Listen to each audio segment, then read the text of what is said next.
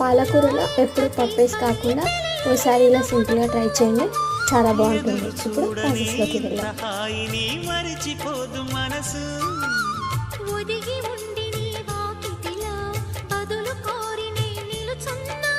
దారి తెలియని చీకటిలో వెలుగు చూసి కాదంటానా,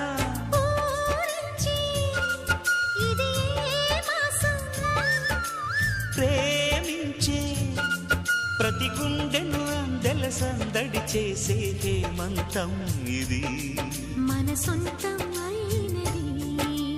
కిలకిల నవ్వే కోయిల కోసం వచ్చింది మధుమాసం.